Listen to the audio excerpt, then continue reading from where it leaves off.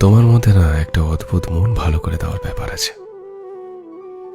যখন আমাদের কথা হয় না, হাজারটা অভিযোগ একটু একটু করে জমা হয় বুকের গোপনে। তখন মনে হয় যখন তোমায় ফের কাছে পাবো, বেশ করে অভিমান দেখাবো তোমার মুখের ওপর। কিন্তু তুমি যেই না সামনে থেকে কথা বলতে শুরু করো, আমার অভিমানগুলো ডিপ ফ্রিজের বরফের মতো ঠান্ডা হয়ে যায়। দিন শেষে রোদ্দুর মাখা বাচ্চাটার মতন শান্ত হয়ে যায়। তখন শুধু তোমাকে শুনতে ইচ্ছে করে, আর মনে হয় কি তোমার কথাটা যেন ফুরিয়ে না যায় এখনই।